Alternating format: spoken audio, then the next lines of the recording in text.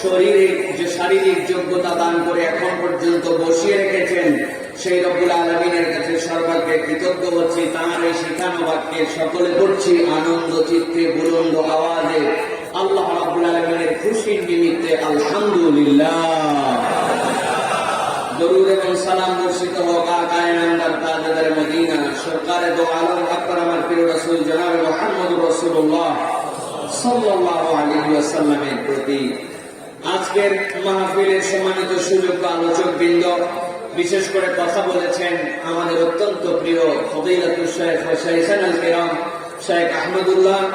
আল্লাহ রাব্বুল আলামিনের আরো অনেক প্রিয় প্রিয় মাহবুব গোলামগণ এখানে এসে কথা বলেছেন। প্রিয় সাদিকুর রহমান আজারি ভাই কথা বলেছেন। স্টেজে আমাদের কাছে উপস্থিত আছেন আপনাদের এলাকার নক্ষত্র, ইনশাআল্লাহ আগামীর দাঈ ইলাল্লাহ হিসেবে আমরা যাকে পাবো, মাওলানা আবু বকর মাক্কি ভাই সহ আজকের মাহফিলের সুযোগ্য সম্মানিত সভাপতি, সম্মানিত অতিথিবৃন্দ, আমার সামনে উপবিষ্ট মুরব্বিয়ানে আযম, প্রিয় যুবকেরা, স্নেহের ছোটরা, পর্দার অন্তরালের মা এবং বোনেরা, সকলকে সালাম দিচ্ছি। আরো একবার দোয়া করা এবং পাওয়ার আশায় আপনাদের কাছে সালাম নিবেদন করি। আসসালামু আলাইকুম ওয়া রাহমাতুল্লাহ। আপনারা ভালো আছেন ভাই? জেগে আছেন আপনারা? ঘুমিয়ে গেছেন না তো? প্রিয় ভাইয়েরা, এত রাত্রে আমার কথা বলার কথা নয়, কিন্তু তারপরে পরিস্থিতির দাবিতে 11টা প্রায় বাজে। আমি আপনাদের কাছে অল্প সময়ে সংক্ষিপ্ত ভাবে দু চারটি কথা বলবো, যাতে করে আল্লাহ রাব্বুল আলামিন যেহেতু এই পর্যন্ত হাজির করেছেন, এতগুলো মানুষ আপনারা বসে আছেন, আল্লাহ যেন কোরআনের ভালোবাসায় আমাদেরকে কিছু কথা শুনে তার উপরে আমল করে আমাদেরকে যেন এটিকে নাজাতের জরিয়া হিসেবে কবুল করেন। বলেন আল্লাহুম্মা আমিন। সবাইকে আমাকে দেখতে পাচ্ছেন ভাই? পরিষ্কার? আমার বয়স এর আগে জিজ্ঞাসা করেছিলাম একবার, কিরকম মনে হয় আপনাদের, 60 নাকি 70? 70? আলহামদুলিল্লাহ, 35 বছর এখনো বয়স হয় নাই 35। অতএব এখন পর্যন্ত ইয়াং মানুষ আছে। আমার শ্রোতারা সব ইয়াং। এই জন্য আমি যারা 35-এর উপরে মুরব্বী আছেন, আপনাদের কাছে দুটো হাত জোর করে অনুরোধ, বাবা সারাদিন ছিলেন, আপনারা এখন যান, আপনাদের ছুটি। কিন্তু আমার সাথে মাত্র বেশি না, 1000 খানিক ছেলে পেলে থাকলেই হবে। এরকম যুবক চাঙ্গা ছেলে থাকবে, তাদের সাথে কিছু কথাবার্তা আমরা বলে আমরা চলে যাব। আর এই যে 100 খান আমার ক্যামেরাওয়ালা ভাইরা আসছে, ওনারা যে কি কষ্ট করে আসছে, সারাদিন এই জায়গায় আপনাদের বকা খাইতে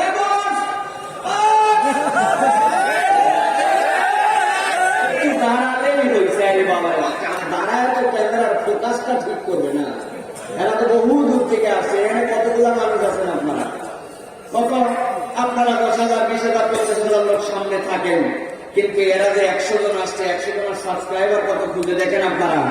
100 জনের 10 জন, 20 জন, 30 জন করে যদি দেখে, যেই বোনটা আমার আমেরিকায় বসে আছে, যেই ভাইটা আমার কানাডায় আছে, যেই ভাইগুলো আমার স্পেনে এখন একদম পুরোপুরি এমন অবস্থায় আছে যেখানে তাদের লকডাউন, 1903 জন লোক আজকে ইউকেতে করোনায় মারা গেছে, ওই ভাইদের ঘরের থেকে বের হওয়ার সুযোগ নাই। এইরকম দিনের কথা এই ভাইগুলোর মাধ্যমে পৌঁছাচ্ছে। এখন এরা একটু দাঁড়াতেই খেলে আপনারা বলেন আপনাদের আনন্দ লাগে, তাই না? খেলা আছে ভাই, নিজের টাকা খরচ করে, কই ঢাকা, কই চিটাগাং, কোথা থেকে আসছে, রাত্রে কই থাকবে, এখন চিন্তা করতে। সাইকেলের ওয়ার্ক শেষ হতে 12টা, যাবো, গাড়ি পাবো কিনা, থাকবো কোথায়, এখন খাই নাই অনেকে, জানেন আপনারা? এদেরকে বকাবকি করেন না। আজকে তাফসীরুল কোরআন মাহফিল একটা হয় এই লক্ষ্মীপুরের রামগঞ্জের পানপাড়ায়, আর এদের ওসিলায় বাংলা নয় পুরো পৃথিবীর ঘরে ঘরে তাফসীরুল কোরআন মাহফিল ছড়ায়। ঠিক না? আল্লাহ রাব্বুল আলামিন তাদের এই মেহনতকে কবুল করেন।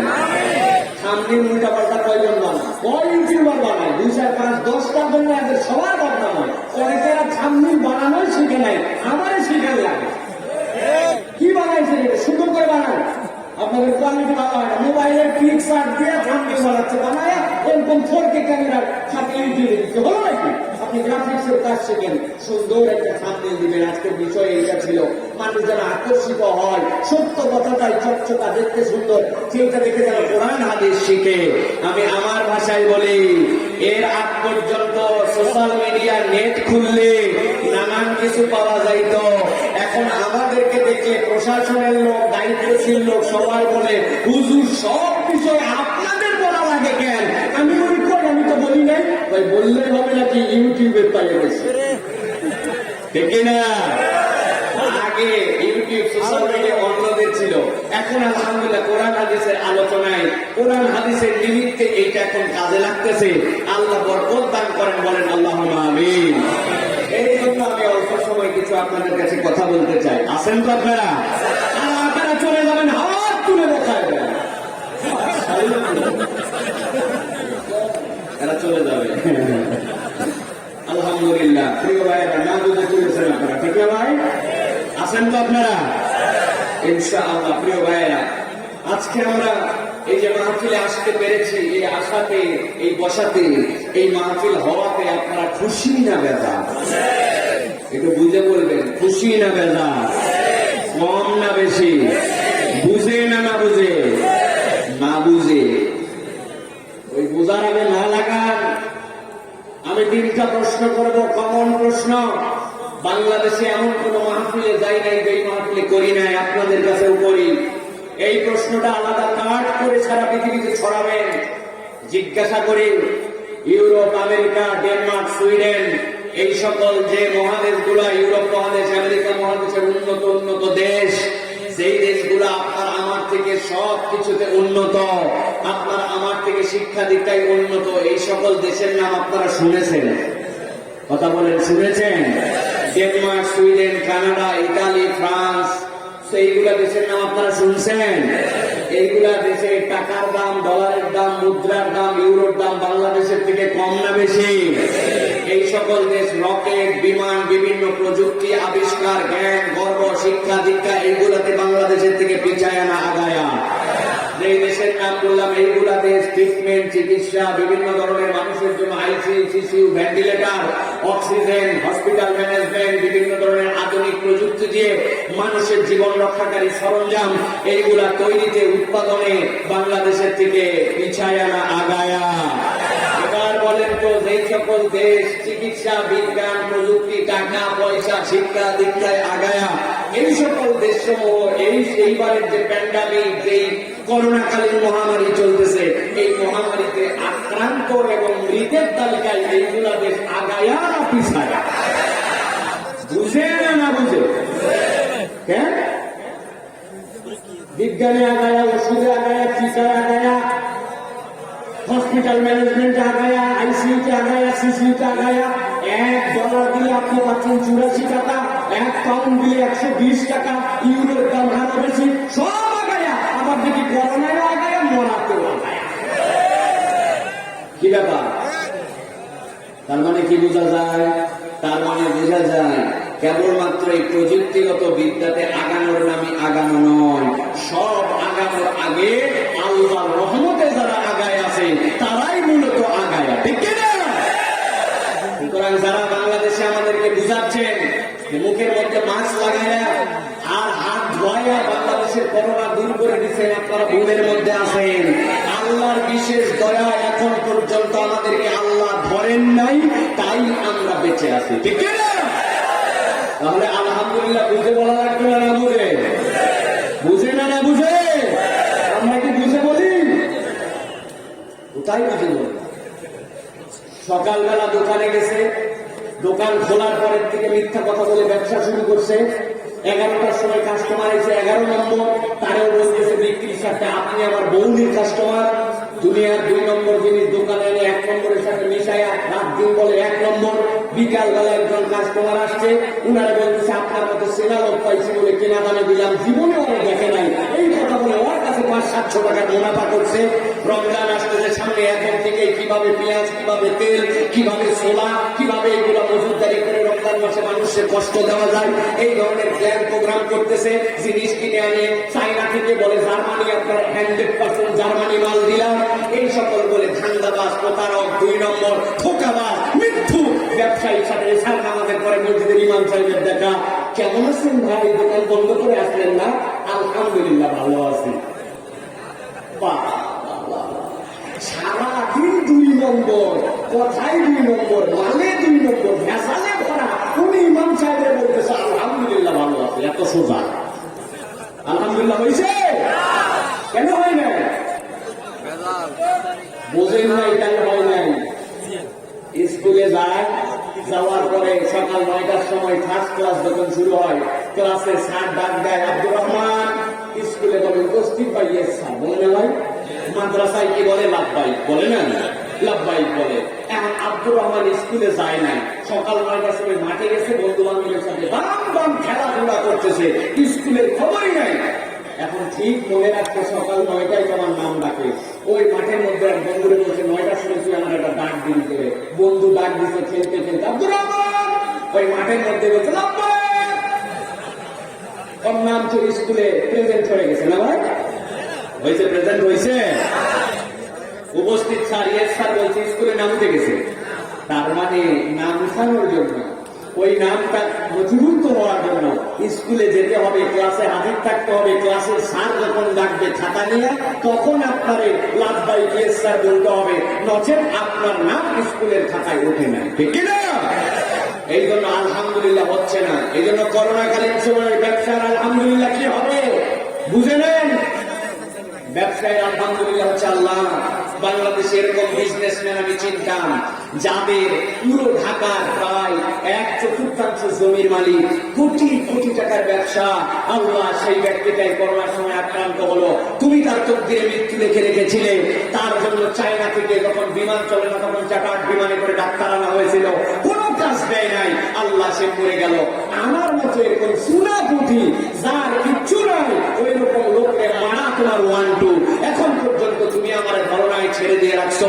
আমি তওবা করতেছি, আর 2 নম্বর ব্যবসা করবো না, 2 নম্বর মাল 1 নম্বর বলে চালাবো না, ওজনে নিজামে নীতি পাল্লায় ধোঁকাবাজি করবো না, মানুষের সাথে প্রতারণার ব্যবসা করবো না, অযৌক্তিক মজুতদারি করে মানুষকে কষ্ট দিব না, মানুষের সাথে মিথ্যা কথা বলে আপনি গণিত কাস্টমার, আপনি আমার খুবই পরিচিত কাস্টমার, এই সকল ধোঁকাবাজি করবো না। 2 নম্বর জিনিস 1 নম্বর বলে চালাবো না। এক দেশের নামের জিনিস আরেক দেশের স্টিকার তুলে দিয়ে মানুষকে ধোঁকাবাজি করবো না। আল্লাহ বান্দার হক যা নষ্ট করছে আদায় করে দেওয়ার শপথ করলাম, আর বান্দার হক নষ্ট করবো না। এখন থেকে নবী, সিদ্দিকীন, শুহাদা, সালেহীন তাদের সাথে চলার মতো করে মন মানসিকতা নিয়ে ব্যবসা করার শপথ নিলাম, তওবা করলাম, আল্লাহ তোমার কাছে ফেরত আসলাম। This is the true meaning of আলহামদুলিল্লাহ। ঠিক কিনা? যুবক, তোমার আলহামদুলিল্লাহ কি ভাই? বলবে হুজুর অল্প পাস পাইয়ে গেছি, বাপের হোটেলে খাই, কোনো চিন্তা নাই, আমার থেকে ফুর্তিতে কে আছে হুজুর? মোবাইলে শুধু মেগাবাইট উঠায়, ডানে খেলা, বামে খেলা, এদিকে খেলা, সেদিকে খেলা, যা ইচ্ছাতে কি আর সময় কাটাই, আমার থেকে ভালো কেউ নাই। আলহামদুলিল্লাহ।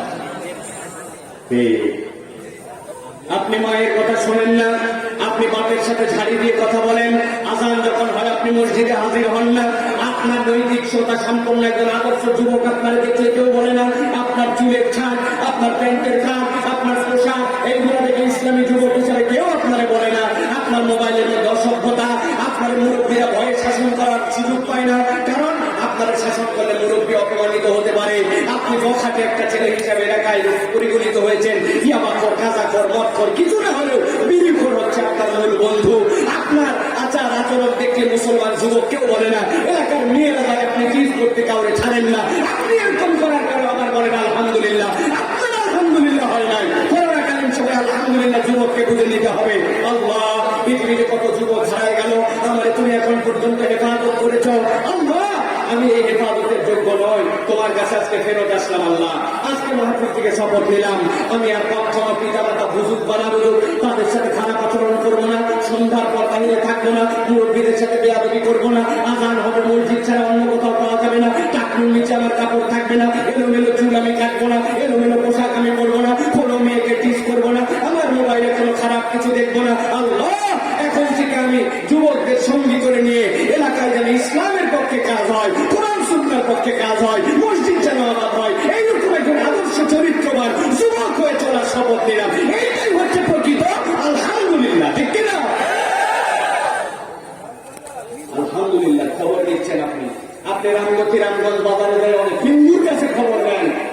শ্রী গোপাল চন্দ্র পাল জিজ্ঞাসা করবেন কি অবস্থা তোমার হাল, বলবে আলহামদুলিল্লাহ। বলে না ভাই? নাম কি? শ্রী জগন্নাথ হোসেন। রাগ করলেন আপনি? মুসলমানরা যেভাবে স্টালিন হোসেন লাগাচ্ছে, হিন্দু যদি হোসেন লাগায় কি করবেন আপনি? স্টালিন হোসেন কেমন করে হয়? সবুজ ইসলাম কেমন করে হয়? বেকায়দা খান কেমন করে হয়? ঝনঝটি বেগম কেমন করে হয়? ভাই, মুসলমানের নামের শ্রী আছে? আপনি জিজ্ঞাসা করতেন একজন হিন্দিকে, শ্রী শ্রী দেবনাথ ঠাকুর কালেমা জানিস? বাবা বাবা, বহুয়াকে মুখস্থ করছি, লা ইলাহা ইল্লাল্লাহু মুহাম্মাদুর রাসূলুল্লাহ। হায়ের উচ্চারণ শুনলে ওই হিন্দু ভাইয়ের মনে হয় নুরানি মাদ্রাসায় পড়ছে। উনার কালেমা আর উনার আলহামদুলিল্লাহ যদি হয়ে যাইতো তাইলে তো হয়েই গেছিল। এত সোজা নয়। কনসেপ্ট অফ আলহামদুলিল্লাহ ক্লিয়ার করেন মুরব্বী বাবাজিরা। আপনাদের আলহামদুলিল্লাহ কি বাবা? বাবা বাবা, শেষ বয়সে দাঁড়িয়ে একটু রেখে দিছে, লম্বা জামা পরা ধরছে, বসিয়ে পান খাওয়া শিখছে, দাঁত খিলাল করতে করতে আসরের নামাজ কোন রকম করে চায়ের দোকানে দিয়ে বসে গেছেন। ডান পাশে ওনার বিপদ কমিটির সভাপতি, বামে সেক্রেটারি, উনি ক্যাশিয়ার। এরপরে শুরু হয়ে গেল অমুক হুজুরের কি হলো, তমুক হুজুরের বইয়ের কি হলো, তমুক ভাইয়ের বেটির কি হলো, তার কি হলো, তার ছেলের কি হলো, গিবত গিল্লা জো বাইডেনের কি হলো, তারপরে ডোনাল্ড ট্রাম্পের কি হলো। দুনিয়ার খবর, গিবত গিল্লা। ওনার বউ ওনারে পছন্দ করে না, এখন পর্যন্ত স্ত্রীর সাথে সুন্দর ব্যবহার করে না, ছেলের বউ ওনারে আদর্শ শ্বশুর মানে না, এলাকায় মসজিদে ছোট বাচ্চারা ওনারে দেখতে মসজিদে যাওয়ার পরিবর্তে মসজিদ থেকে বের হয়ে যায়, এখন পর্যন্ত সুদের কারবার ছাড়ে নাই, এখন পর্যন্ত মিথ্যা কথা বলা বন্ধ করে নাই, এখন পর্যন্ত গালি ছাড়া মুখ চলে না। উনি দিন শেষে বলে আলহামদুলিল্লাহ। হয় নাই? হয় নাই? ঠিক কিনা? আপনারা আলহামদুলিল্লাহ কি ভাবছেন? ভালো করে বুঝেন আলহামদুলিল্লাহ। আপনার WHO বিশ্ব স্বাস্থ্য সংস্থা বলেছিল যাদের বয়স 60-এর উপরে এদের মৃত্যুর সম্ভাবনা সবচেয়ে বেশি, আক্রান্ত হলে আর ফেরত আসবে না। আল্লাহ, আমার কবেই না 50-60 বছর পার হয়ে গেছে, কিচ্ছুই জানি না, না আছে ওষুধ, না আছে ট্রিটমেন্ট, না আছে সতর্কতা। আল্লাহ ভরসা বলে চলতেছি, তুমি আমার এখন পর্যন্ত হেফাজত করছো। আল্লাহ যা, আমি আজকের থেকে তোমার কাছে ফেরত আসলাম, আমি আর গিবত গিল্লা করবো না, যেখানে গিবত তার সাথে আমার কোনো সম্পর্ক থাকবে না। আল্লাহ, আমার স্ত্রীর সাথে সুন্দর আচরণ করার চেষ্টা করবো, বাচ্চারা যাতে মসজিদ মুখী হয় তার জন্য আমার প্রচেষ্টা থাকবে। সেই ছোটবেলায় 3 খান সূরা মুখস্থ করছে, 4th সূরা জানে না, সুবহানাকা আল্লাহুম্মা বিহামদিকা তাবারাকা ইসমুকা তাআলা জাদ্দুকা মানে জানে না, সুবহানা রাব্বিয়াল আলা অর্থ জানে না, এইগুলো কিচ্ছু শিখি নাই। আল্লাহ, আমার মতো বেকুব এতদিন পর্যন্ত তুমি তার ধরো নাই, এখন ওয়াদা করলাম কোরআন শেখার চেষ্টা করবো, যে কয়টা দোয়া তাসবিহ জানি ওইগুলোর অর্থ বোঝার চেষ্টা করবো, গিবত গিল্লার সাথে সম্পর্ক রাখবো না, মিথ্যা কথা বলবো না, আমি এখন থেকে ইসলামপন্থীদের সাথে ঘোরাফেরা করার চেষ্টা করবো, নামাজ একটু কমিজ দিব না। আগে শুধুমাত্র ফরজ নফল করতাম, এখন ফরজ নফল সুন্নত তাহাজ্জুদ চাষ আওয়াবিন সব নামাজ পড়ার চেষ্টা করবো, এলাকায় যেন একজন আদর্শ মানুষ হয়ে বাকিটা জীবন কাটাতে পারি, এই প্রচেষ্টায় নিজেকে নিয়োজিত করে দিলাম। এইটাই হচ্ছে প্রকৃত আলহামদুলিল্লাহ। আমি যদি আজকে আর কোনো ওয়াজ না করি, চলে যাই, আমার মনে হয় এই 3টা বিষয় নিয়ে যদি আমরা একটু ভেবে দেখি, তাহলে এই 3টা বিষয় আমাদের জন্য আজকের আলোচনার সামারি হতে পারে, ঠিক কিনা? কিন্তু যেহেতু এসে গেছি, এই জন্য আমি আপনাদের কাছে আর 15 মিনিট একটু কথা বলতে চাই। আছেন আপনারা? রাজি আছেন আপনারা? ইনশাআল্লাহ। প্রিয় ভাইয়েরা, আজকে আমরা পবিত্র কোরআনুল কারীমের আলাদা আলাদা 5টা সূরা থেকে একটা বিষয়ে সংক্ষিপ্ত কিছু কথা জানার চেষ্টা করব। সেটা হচ্ছে আল্লাহ রাব্বুল যে কারণে আমাদের জন্য সবচেয়ে বেশি দয়াবান, সেই কারণটার বর্ণনা আল্লাহ রাব্বুল কোরআনে অনেকগুলা সূরার মধ্যে করেছেন। আমি আমার ভাষায় বলে থাকি, প্রিয় ভাইয়েরা, আমার আল্লাহ যে কারণে সবচেয়ে বেশি আপনার আমার জন্য দয়াবান, আল্লাহ যে কারণে আপনার আমার জন্য রহমান, সেটা হচ্ছে আল্লাহ বান্দার জন্য যে পরীক্ষা নেবেন, এই পরীক্ষাগুলো উন্মুক্ত ফাঁসকৃত প্রশ্নপত্রে আল্লাহ গ্রহণ করবেন। আল্লাহ চাইলে এই প্রশ্নপত্র গোপন রাখতে পারতেন, কিন্তু আল্লাহ বান্দার প্রতি ভালোবেসে আল্লাহ এই প্রশ্নকে গোপন না রেখে আল্লাহ বান্দার জন্য ফাঁস করে দিয়েছেন। সুবহানাল্লাহ বলেন। কেন সুবহানাল্লাহ বলবো? 1 মিনিট একটু বুঝেন। প্রিয় ভাইয়েরা, দুনিয়ায় যত পরীক্ষা, সব পরীক্ষার প্রশ্নপত্র গোপন থাকে, ঠিক কিনা ভাই? কোনো প্রশ্ন ফাঁস করে দেয় না। আপনি যেই স্যারের কাছে ক্লাস করেন, যেই স্যারের কাছে প্রাইভেট করেন, যেই স্যারের কাছে আপনি কোচিং করেন, ওই স্যারের কাছে যদি আপনি যে পরীক্ষার আগে বলেন আমাকে প্রশ্নগুলো একটু দিয়ে দেন যাতে আমি ভালো করে পরীক্ষা দিতে পারি, ওই স্যার কিন্তু আপনাকে প্রশ্ন দিবে না। বলবে কি বলো তুমি, তোমাকে প্রাইভেট পড়ায় বলে তুমি আমার কাছে প্রশ্ন চাইতে আসছো, এত বড় দুঃসাহস তোমার। খবরদার, দুনিয়ার কোন স্যার কোন প্রশ্ন ছাত্রদের জন্য ফাঁস করে দেয় না। যত উপরে পরীক্ষা যায় তত প্রশ্নপত্র দিন দিন কঠিন হতে থাকে, খাতা দেখা কঠিন হতে থাকে। কিন্তু আমার আল্লাহ তার বান্দাদেরকে জাহান্নামে পাঠানোর জন্য সৃষ্টি করেন নাই। বান্দাকে কিয়ামতের দিনে আল্লাহর সামনে হাজির হওয়ার পরে যাতে আটকায় যেতে না হয়, বান্দা যেন প্রশ্নের উত্তরগুলো ভালো করে প্রিপারেশন নিয়ে প্রস্তুত করে আসতে পারে, এই জন্য আমার আল্লাহ ওই দিন যে সকল বিষয়ে বান্দা আটকাতে পারে ওই বিষয়গুলো দুনিয়ার মানুষকে অগ্রিম জানায় দিয়েছেন। এই জন্যই তিনি রহমান। সুবহানাল্লাহ। আমার আল্লাহ রাব্বুল আলামিন দুনিয়ার মানুষকে বলছেন, দুনিয়ার মানুষ, দুনিয়ার এই জীবনটা যখন তোমাদের শেষ হয়ে যাবে, এই জীবন শেষ হওয়ার পরে আল্লাহর সামনে একদিন তোমাদের সবাইকে দাঁড়াতে হবে।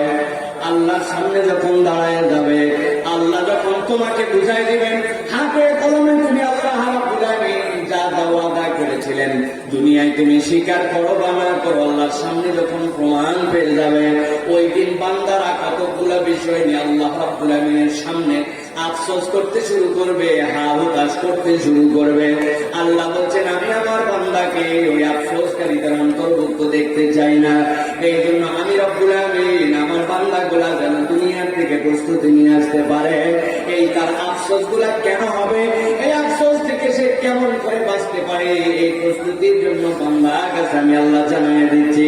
রসুল আপনি জানাই দেন বান্দাদের মৌলিক একটা আফসোস হবে দুনিয়ার বুকে, কারণটা যেন বান্দা জেনে রাখে। আল্লাহ বলছেন ওয়ালাউ তারা ইয ওয়াকিফু আলান নারি ফাকালু ইয়া লাইতানা নুরাদ্দু ওয়া লা নুকাল্লিবা বিআয়া। আমার আল্লাহ বলছেন রাসূল আপনি জানান ওয়ালাউ তারা ইয ওয়াকিফু আলান নার, আপনি যদি তাদেরকে দেখতেন যখন তাদেরকে জাহান্নামের সামনে হাজির করে দেওয়া হয়েছে, তাদেরকে যখন বলা হবে এই জাহান্নামের সামনে তোমরা এখন হাজির হয়ে গেছো, তোমাদেরকে এখন জাহান্নাম পরিষ্কার করে দেখায় দেওয়া হয়েছে, এখন এই জাহান্নামের মধ্যে তোমাদেরকে নিক্ষেপ করে দেওয়া হবে। যেই না তারা জাহান্নামের সামনে দাঁড়ায় নিজেদের জাহান্নামে যাওয়া লাগবে এটা বুঝে ফেলবে, আল্লাহ বলছেন একসাথে তারা বলতে শুরু করবে ফাকালু ইয়া লাইতানা নুরাদ্দু ওয়া লা নুকাল্লিবা বিআয়াতি রাব্বিনা। তারা বলতে শুরু করবে হে আমাদের রব, এতদিন পর্যন্ত স্বীকার করেছি, মানতে চাই না, কিন্তু আজকে জাহান্নামের সামনে যখন এসে পড়েছি ফাকালু, একসাথে সবাই বলে উঠবে ও আমাদের আল্লাহ ইয়া লাইতানা, কি আমাদের আফসোস, আজকে আমরা এমন সময় দেখতে পাই না। দুনিয়ার বুকে আমরা এই জাহান্নামের কথা কতবার বলা হয়েছিল, আমরা বিশ্বাস করেছিলাম না, কিন্তু আজকে জাহান্নামের গোড়ায় হাজির। আল্লাহর কাছে বলবে এ আফসোস, হে আফসোস, হায় আফসোস, হায় আফসোস। আল্লাহর কাছে বলবে নুরাদ্দু, আমাদের আফসোসের এক নম্বর কারণ হচ্ছে তোমার কাছে একটা আবদার। কি আবদার আল্লাহ? নুরাদ্দু, আমাদেরকে একবার দুনিয়ায় ফেরত পাঠান। দুনিয়ায় যদি ফেরত পাঠান আপনার কাছে একটা ওয়াদা করতেছে ওয়ালা নুকাল্লিবা বিআয়াতি রাব্বিনা, আমাদেরকে দুনিয়ায় যদি একবার প্রেরণ করা হয় আমরা ওয়াদা করলাম আপনার কাছে দুনিয়ায় গেলে আমরা আপনার আর কোনো আয়াতের অস্বীকারী হব না। জিজ্ঞাসা করি বলেন তো ওই দিন বান্দা আল্লাহর কাছে যতই আফসোস করুক না কেন, আল্লাহর কোন বান্দার কি দুনিয়ায় ফেরত আসার সুযোগ থাকবে? আমার আল্লাহ বলছেন তারা আরো বলতে শুরু করবে ওয়ালা নুকাল্লিবা বিআয়াতি রাব্বিনা ওয়া নাকুনা মিনাল মুমিনিন।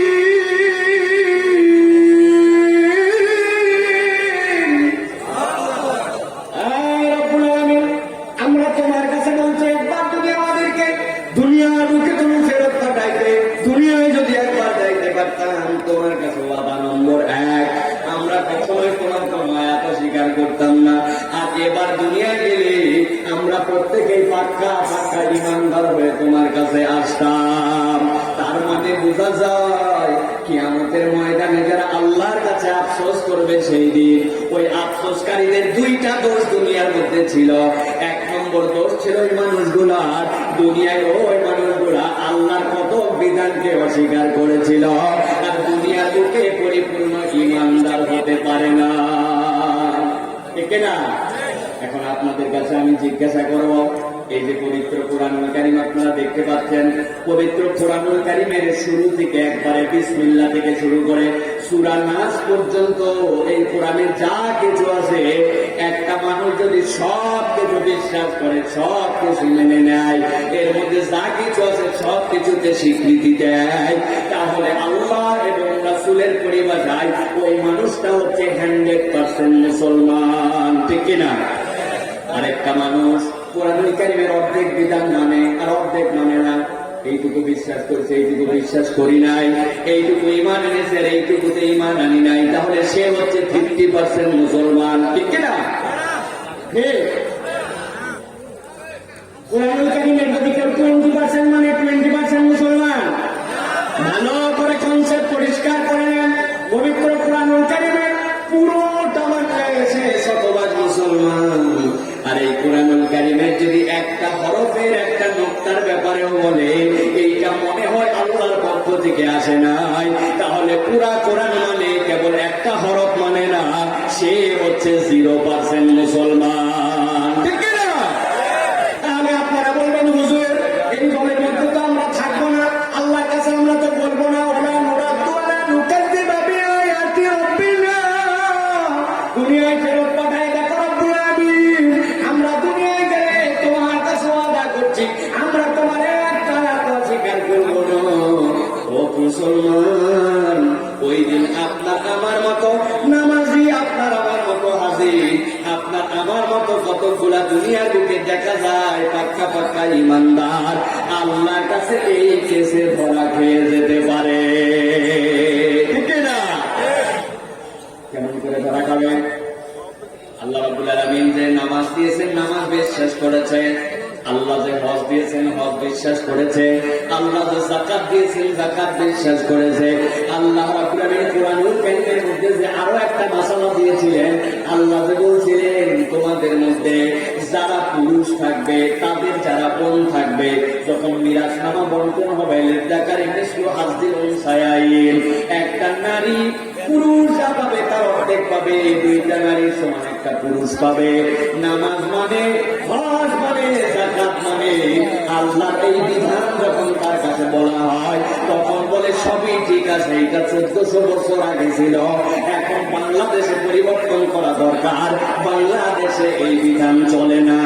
এইরকম নামাজি হাজি আমাদের দেশে আছে কিনা? আছে? ওই লোক আল্লাহর কাছে যে বলবে আল্লাহ আমার নামাজ দেখা গেছে, আমার হজ দেখা গেছে, আমার ঈমান দেখা গেছে, কিন্তু দেখা গেছে কোরআনের এই পর্যন্ত আয়াত তার পছন্দ হয়েছে, ওই পর্যন্ত আয়াত বিশ্বাস করেছে, আর যেখানে তার পছন্দ হয় না ওই আয়াতগুলা সে মানে নাই। এই জন্য আল্লাহ জাহান্নামের সামনে দাঁড় করায় দিয়ে জিজ্ঞাসা করবেন এখন বল তোর পরিণতি কি? ওই বান্দা বলবে আল্লাহ দুনিয়ায় একবার ফেরত পাঠাও, এখন বুঝতে সবই মানা লাগবে, এতদিন বুঝি নাই, এবার একবার দুনিয়ায় গেলে সব মেনে আসব, ওই দিন কিন্তু ফেরত আসার কোনো সুযোগ থাকবে না, ঠিক না? এই জন্য ঈমান পরিষ্কার করতে হবে, ঈমানকে পুরোপুরি বুঝে নিয়ে যেতে হবে। আল্লাহর কাছে নচেত বলবে তারা রব্বানা বসরনা ওয়া সামি'না ফারজি'না না'মাল সালিহান ইন্না মুকিনুন।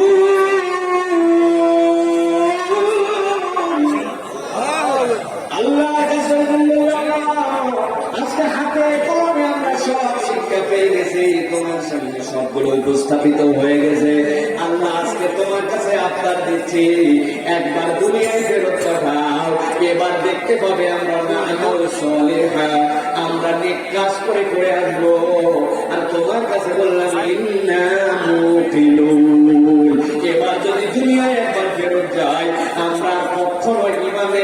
পরিপূর্ণতা ছাড়া, ইমানকে পূর্ণাঙ্গতা ছাড়া তোমার কাছে ফেরত আসবো না। আমার আল্লাহ বলছেন, ও বান্দা, বড় আদর করে আমি তোদেরকে দুনিয়ায় থাকতে ইচ্ছা জানায় রাখলাম এই জন্য যে ওই দিন যাওয়ার পরে তোমার এই আত্মার আল্লাহর কাছে গ্র্যান্ড হবে না। দুনিয়ার বুকের থেকে প্রস্তুতি নিয়ে হিসাব করে আসো, কিছু আমল করে দুনিয়ার থেকে আসো, যাতে করে পরকালের ওই দিবসে তোমার এই আফসোস করা না লাগে। আমার রব্বুল আমিন এরপরে বলছেন, কিয়ামতের ময়দানে মানুষ আরেক ধরনের আফসোস করতে শুরু করবে। আল্লাহ রাব্বুল আমিনের আদালতে ধরা পড়ার পরে এক শ্রেণীর লোককে দেখা যাবে, তারা শুধুমাত্র আফসোস আর আফসোস করছে।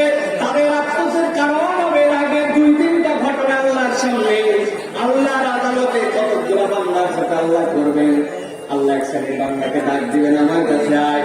আল্লাহর কাছে বান্দাগুলো হাজির হয়ে গেছে। যেই আল্লাহর কাছে হাজির হয়েছে, আল্লাহ বলবেন, ও ফেরেশতারা দেখো তো আমার এই বান্দার আমলনামার মধ্যে 3টা জিনিস আছে না নাই। আল্লাহর বান্দা ফেরেশতারা দেখবে আল্লাহর বান্দার আমলনামার মধ্যে শিরিক নাই, আল্লাহর বান্দার আমলনামার মধ্যে কুফর নাই, আল্লাহর বান্দার আমলনামার মধ্যে জুলুম নাই। যেই না এই 3টা জিনিস দেখে ফেলবে ফেরেশতারা, দেখার পরে আল্লাহকে জানিয়ে দিবে, আল্লাহ তোমার বান্দার আমলনামার মধ্যে শিরিক নাই, কুফর নাই, তোমার বান্দার আমলনামার মধ্যে রব্বুল আলামিন কোনো জুলুম নাই, কিন্তু এই বান্দার আমলনামার মধ্যে গুনাহ আছে। আল্লাহ রাস্তায় চলার চেষ্টা করেছিল, ভুল হয়েছে। আল্লাহ রাস্তায় চলতে চলতে তার অনেকগুলো গুনাহ হয়ে গেছে। বান্দা তওবা করেছে, আবার ফেরত আসার চেষ্টা করেছে। আমার আল্লাহ ওই বান্দাগুলোকে ডাক দিয়ে বলবেন, আমার আদরের বান্দা, দুনিয়ার বুকে এই গুনাহ করছিলে কিনা? করছিলাম আল্লাহ। এই অপরাধ করেছিলি? করেছিলাম আল্লাহ। এই অপরাধ করেছিলি? করেছিলাম আল্লাহ। এরকম করে আল্লাহ রাব্বুল আমিন যখন বান্দার কাছে শুনবেন আর বলবেন, বান্দা তোরে সেই অপরাধের কথা জিজ্ঞাসা করলাম, এই অপরাধ তুই জানতি আর আমি জানতাম। আমার নাম সাত্তারুল গায়ুব। দুনিয়ায় তোর এই গুনাহগুলোকে আমি প্রকাশ করে দিয়েছিলাম না, ওই গুনাহগুলোকে গোপন রেখেছিলাম। তোর আমলনামায় শিরিক, কুফর আর জুলুম না থাকার কারণে আমি আল্লাহ গোপন অবস্থায় তোর গুনাহ মাফ করে দিলাম। বান্দা তুই এখন জান্নাতের দিকে দৌড় লাগা। আরেক শ্রেণীর বান্দা আল্লাহর সামনে হাজির হবে, আমলনামার মধ্যে তার কুফর নাই, আমলনামার মধ্যে তার শিরিক নাই, কিন্তু এই বান্দাদের আমলনামার মধ্যে জুলুম আছে। ওই বান্দারা অন্যায় করেছে, বান্দার হক দুনিয়ার বুকে নষ্ট করেছে, নানান ধরনের গুনাহগাতা আছে, আবার কিছু সওয়াবও আছে। আল্লাহ বলবেন, এদের জন্য এতদিনের পানিশমেন্ট দিয়ে দেওয়া হলো, জাহান্নামে এতদিনের জন্য এই শাস্তি নির্ধারণ করে দেওয়া হলো, বান্দাদের জন্য শাস্তির ব্যবস্থা দিয়ে দেওয়া হবে। আর বলে দেওয়া হবে, বান্দাদের সাথে যেহেতু ঈমান আছে, এতদিন জাহান্নামে সাজা ভোগ করার পরে আবার বান্দাদেরকে জান্নাতে পাঠায় দিও। এমন সময় তৃতীয় এক শ্রেণী আল্লাহর সামনে, কিন্তু আল্লাহ নবী বলছেন, ইন্নাল্লাহা লা ইয়ানজুরু ইলাইহা, আমার আল্লাহ তাদের দিকে তাকাবেন না, ভ্রুক্ষেপও করবেন না। ওই বান্দাদেরকে দেখবেন আল্লাহ, দেখবেন না আল্লাহ। ওই বান্দা কারা হবে? আল্লাহ বলছেন, পরিচয় জেনে নাও। আর আল্লাহর কাছে তারা কেন আফসোস করবে আল্লাহ আগের থেকে জানাই দিচ্ছেন। আল্লাহ বলছেন, ওয়ায়াকুলু ইয়া লাইতানি লাম উশরিক বিরাব্বি আহাদা। আমার আল্লাহ বলছেন, ওই দিন একটা শ্রেণী আল্লাহর সামনে দাঁড়ায় বলবে, ইয়াকুলু ইয়া লাইতানি, ও আমাদের আল্লাহ, আজকে আমাদের থেকে হতভাগার কেউ নাই। আমাদের আফসোস আর আফসোস, কি আফসোস? লাম উশরিক বিরাব্বি আহাদা। ও আমাদের আল্লাহ, আজকে কত গুনাহগার হিসাবে আসলো, তাদেরকে তুমি ছেড়ে দিলা। কত লোককে আবার আমলনামার মধ্যে গুনাহ দেখার পরে তুমি মাফ করে দিলাম, কিন্তু আমাদের কি অপরাধ? আমরা তোমার কাছে আসলাম, আমাদের দিকে তাকালেও না, আমাদেরকে তুমি ভ্রুক্ষেপ করলে না। আল্লাহ আমাদের হতভাগা, আমাদের হতভাগা আমরা। আল্লাহ বলবেন, ঘোষণা দিয়ে কি তোদের অপরাধ? তারা বলবে, সব অপরাধ করে আসলে পার পাওয়ার কায়দা ছিল, কিন্তু আমরা আল্লাহর কাছে আজকে মুশরিক হিসাবে আসছি, শিরিককারী হিসাবে আসছি, এই জন্য আমাদের বাঁচার কোনো কায়দা নাই। এই জন্য প্রিয় ভাইরা, সবচেয়ে ভয়ঙ্করতম অপরাধের নাম হচ্ছে শিরিক। কি নাম? শিরক। ইসলামের প্রথম দাওয়াত হচ্ছে তাওহীদের দাওয়াত, আকীদা শিখার দাওয়াত। এমন ইমানদার আমাদের সমাজে আছে যারা শিরিক করে অহরহ ঘুরে বেড়ায়, কিন্তু তারা নিজেরা বুঝেও না, জানেও না যে তারা শিরিক করে। আছে কিনা ভাই? অথচ নিজেদের পরিচয় দিয়ে দেয় যে বিরাট বড় ইমানদার সে। অনেকদিন বাচ্চা কাচ্চা হয় না, হযরত শাহজালাল রাহমাতুল্লাহি আলাইহির মাজারে 50,000 টাকা 3 মণ ক্ষীরের পায়েস নিয়ে রওনা হয়ে যায়। আপনাদের লক্ষ্মীপুরে বোধহয় এরকম কোনো মানুষ নাই। জিজ্ঞাসা করলাম, ভাই আপনি শাহজালাল রাহমাতুল্লাহি আলাইহির কবরে কেন যাচ্ছেন? উনি কি সন্তান দেয়? বলে আস্তাগফিরুল্লাহ, উনি কেমনি সন্তান দিবে? বাহ, অল্প বোঝা যায়, দারুণ ইমানদার। তাহলে শাহজালালের দরবারে যান কেন? বলে হুজুর যাই এই জন্য যে শাহজালাল উনি আল্লাহর বড় একজন ওলি, আমি তো স্বীকার করি বড় ওলি। যান কেন? বলে যাই এই জন্য উনি আল্লাহর বড় ওলি, উনি তো দিতে পারে না, কিন্তু এই তাবারককে যদি উনার দরবারে দেওয়া হয় উনি খুশি হয়ে যায়। উনি খুশি হলে উনি তো দেয় না, আল্লাহর প্রিয় মাহবুব উনি আল্লাহর একটু বলে দেয়, আল্লাহরে বলে দিলে আল্লাহ দেয়, কিন্তু এই শাহজালালের মাধ্যম দিয়ে একটু দেয়। এইরকম পাক্কা পাক্কা নামাজি, পাক্কা পাক্কা রোজাদার মুসলমান আমাদের দেশে আছে কিনা? প্রিয় মুসলমান, ভালো করে বুঝেন, এইটা আমাদের পরিষ্কার জ্ঞান থাকতে হবে।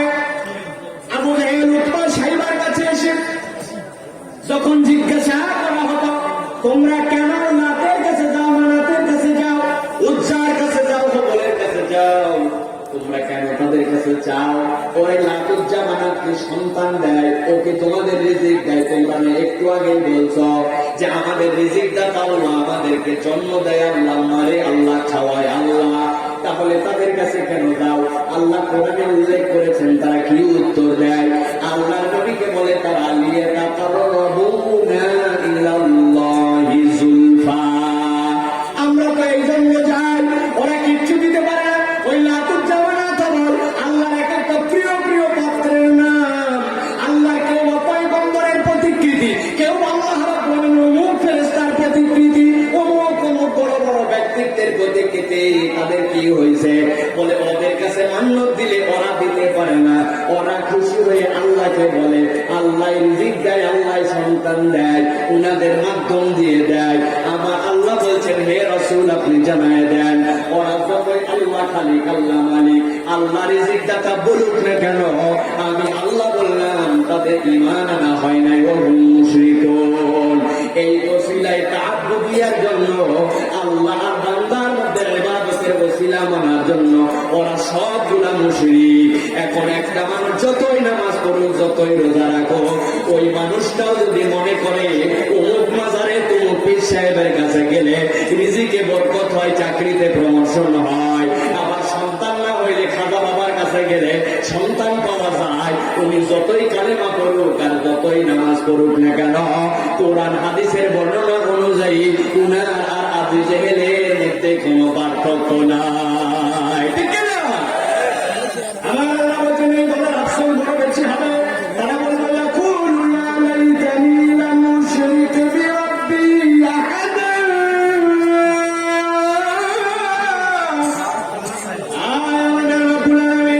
আমরা যদি শিরিক করে না আসলাম, আপনি বড় বাচ্চা বেঁচে যেতাম। এই জন্য বলি ভাই, আমল কম হতে পারে কিন্তু শিরিক মুক্ত আমল হওয়া লাগবে। কিছু হয়েছে কি না হয়েছে, দৌড় লাগাইছে, দৌড় দিছে কি না দিছে, লিখে দিছে তাদের ভিতরে কি আছে, মাসের নকশা, অমুক নকশা, তমুক নকশা, ভিতরে 29 হাঁটা আলী হাসান হোসাইন উনি কোমরের মধ্যে ঝুলায় ঘুরে বেড়াচ্ছে। এইরকম ইমান হারানো অহরহ ঘটনা আমাদের আছে কিনা? বুঝলে আমরা অনেকের মধ্যে জায়গায় পাওয়া যায়, তাবিজ কোমরেও আছে, হাতেও আছে, গলায় আছে। মুসলমান, আল্লাহর কাছে যে আফসোস করতে হবে, আল্লাহ রাসূল সাল্লাল্লাহু আলাইহি ওয়াসাল্লামের থেকে প্রমাণিত সুন্নাত এইটা নয়। রাসূল আরবি সাল্লাল্লাহু আলাইহি ওয়াসাল্লাম কোন একজন সাহাবীকে, সেটা নাগালে হোক আর ডালে হোক, কারো তামিম, কারো তাদের মধ্যে দাবি দিচ্ছেন, কারো তাবিজ ঝুলাই দিচ্ছেন, সাহাবীরা দিচ্ছেন, এরকম একটা প্রমাণ নাই। ওকে বাপরে মাস গাছ নকশা, হাসান হোসেন আলী দোকানের মধ্যে আপনার দোকানের বরকতের জন্য নকশা, নারায়ণ শরীফের নকশা, এইগুলো একটাও জায়েজ না। বাংলাদেশে একমাত্র দেশ যেখানে শিরিক বিজ্ঞাপন করে বিক্রি করা হয়। টিভির মধ্যে বিজ্ঞাপন দেয়, মা খাদিজা খাদিজা খাদিজা খাদিজা খাদিজা, শুনছেন না? বাপরে বাপ, আজমির শরীফের অমুক ভক্তের কাছে 18 বছর তপস্যা করে এসেছেন, বিপুলের মূল্য ফেরত। আগে ইসলামকে লিখিত বলিত ভাবে আপনাদের বৈবাহিক সমস্যা, আপনাদের সংসারে অশান্তি, অবাধ্য ছেলেকে বাধ্য করা, প্রেমে ব্যর্থতা, আপনার ছেলে মেয়ের মধ্যে দুঃসম্পর্ক, স্বামী আপনাকে ভালোবাসে না, ব্যবসায় বরকত হয় না, প্রমোশন হয় না, বিদেশে যাওয়া আপনার ঠেকায় আছে, বিদেশে আছেন ঠিক মতো টাকা পয়সা কামাই করতে পারেন না, বিদেশে থাকেন স্ত্রী দেশের মধ্যে পরক্রিয়া করে, সকল সমস্যা মুহূর্তের মধ্যে সমাধান, বিপুলে মূল্য ফেরত ফেরত ফেরত ফেরত ফেরত ফেরত। আপনিও দিচ্ছেন একটা লাইফ, দিচ্ছেন না? ওই লাইফ দিচ্ছেন মানে আপনি যদি বুঝে সুঝে দেন, তার মানে আপনার ইমান যাওয়ার একটা চান্স হয়েছে। একমাত্র দেশ যেখানে এই দেশে বিজ্ঞাপন যে ইমান বিক্রি করা হয়, ইমান চুরি করা হয়, আছে না ভাই, আছে না? রাস্তাতে দেখবেন ইয়াসিন শরীফ সুরা, সুরা রহমান শরীফ, দোকানের বরকতের জন্য দোয়া শরীফ, বাচ্চার পেশাব বন্ধ করার জন্য তাবিজ শরীফ, এইগুলো নিয়ে ঘুরে বেড়ায়। আপনারা ডাইকে ডাইকে মহিলা রাখেন। কথা বলেন, কথা বলেন। প্রিয় ভাইরা, কিয়ামতের দিনে সবচেয়ে বড় আফসোস, এই আমাদের আফসোস হবে শিরিক যদি করে যায়। অত শিরিক থেকে বাঁচতে হবে, শিরিক থেকে মুক্ত থাকতে হবে। কিসের শিরিক হয় এই জ্ঞানটা অর্জন করতে হবে। একটা উদাহরণ দিয়ে রাখি, মনে রাখবেন, চিরদিন মনে রাখবেন। এত বড় একটা হীরার পাত্র যদি হয়, কত দাম হবে ভাই? এত বড় হীরাই দুনিয়ায় নেয়, দাম কোথার থেকে আপনি খুঁজতেছেন? ঘরের দাম 10 কোটি টাকা। কয় টাকা? 10 কোটি। এত বড় একটা সোনার পাত্র আছে, এত বড় একটা রূপার পাত্র, তার দাম বললাম 1 লক্ষ টাকা। তার ঠিক সিমিলার এত বড় একটা মাটির পাত্র, কয় টাকা? 50 টাকা হবে কিনা হবে, তাই না? এখন হীরার পাত্র 10 কোটি, সোনার পাত্র 1 কোটি, রূপার পাত্র 1 লক্ষ। প্রত্যেকটা পাত্রের তলা দিয়া সুই যায় কি না যায়, সুই ঢোকে কি না ঢোকে, এইরকম একটা সিদ্ধি আছে। মাটির পাত্রের কোন সিদ্ধ নেই। গোয়ালারে বলছেন, গোয়ালা ভাই 7 কেজি 8 কেজি করে 2 কেজি দুধ ঢাল। দুধ ঢালা শেষ, ঘন্টা খানিক করে আসছেন, আসার পরে কোন পাত্রের দুধটা ঠিক থাকবে একটু বুঝে সুঝে ঠান্ডা মাথায় বলে। লক্ষ্মীপুরের মানুষকে তো বুদ্ধিমান পাচ্ছিলাম, আপনারা যদি নির্দিষ্ট হওয়াটা হবে। আরে 10 কোটি টাকা দাম হীরার পাত্র, টাকার গরমেই তোর মধ্যে দুধ থাকবে, তোলা থাক কি না, তাই না? 1 কোটি টাকা দাম সোনার পাত্র, ওর তলায় 1 ইঞ্চি ফুটা থাকলে কি থাকতেই হবে দুধ, তাই নাকি? টাকার গরম, ক্ষমতার গরম, পাওয়ারের গরম, 3 বারের প্রধানমন্ত্রী আমি। এলাকায় ভোটে হোক আর বিনা ভোটে হোক, নির্বাচিত প্রতিনিধি হবে, গরম খেতেই হবে, তোলা থাকবে না, তার দুধ থাকবে না, তাই নাকি? ভালো করে বলতেছি ভাই, সব জায়গায় গরম চললে ইমানের মামলায় কোনো গরম চলবে না, ঠিক না? আপনি যদি ইমান মজবুত করে না যান, ইমান না বুঝে যান, ওই তোলা ঠিকরি থাকলে দেখুন যত কোটি টাকা হোক, আপনি জাতিসংঘের প্রেসিডেন্ট হন, দুনিয়ার সব ক্ষমতার মালিক হন, আপনার ইমান নাই, আল্লাহর কাছে আপনার 5 পয়সা দাম নাই, ঠিক না? ইমান ছাড়া আল্লাহর কাছে কোনো দাম নাই, কোনো দাম নাই।